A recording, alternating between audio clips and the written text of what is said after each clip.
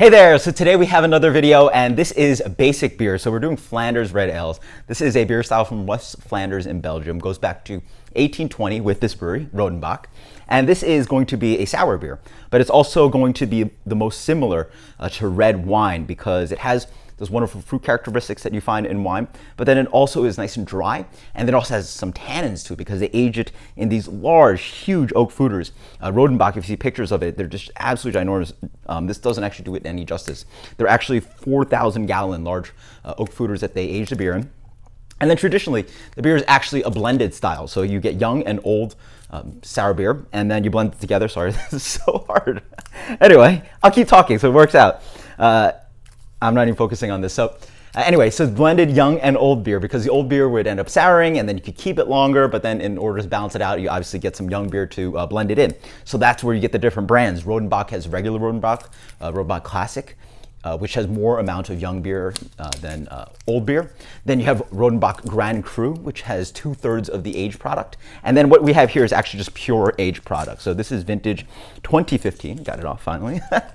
This is 2015 single vintage. So this is only the old stuff. And so yeah, I don't know if I've ever had this before. So really excited to dig into this one.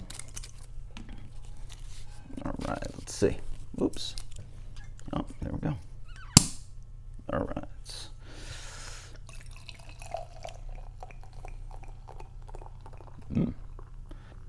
Nice off-white, sort of like lightly tan kind of head to that. Beautiful ruby color, leaning towards a little bit of light brown, but like this deep amber ruby color. Yeah, it looks absolutely beautiful. Let's get the aroma on this one.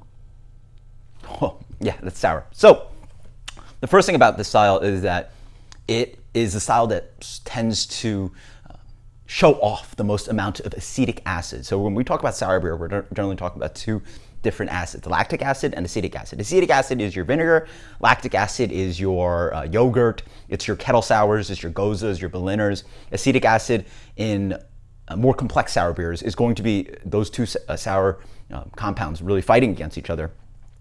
I think people, most, or at least Americans, tend to prefer the lactic acid profile because acetic can be a little bit more sharp. It has this interesting sensory component to it where it sort of stings and you sort of smell it.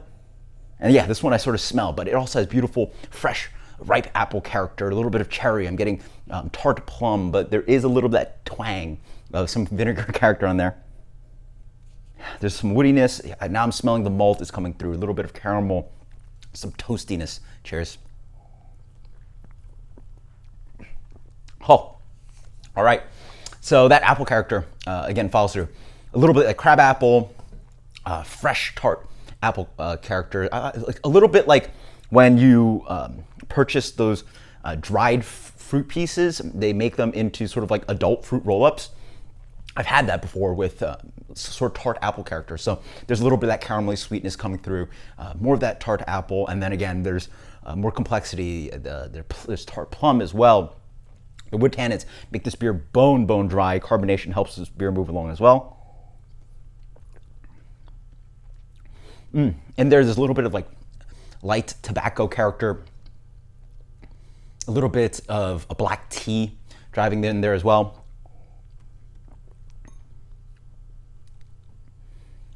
Yeah, herbal tea with acidity, and the red wine character. It almost has this grapiness to it, grape skin, beautifully dry. I mean, it just like vanishes on the palate. Absolutely amazing beer, absolutely fantastic. And then yes, you're getting a touch of that acetic acid.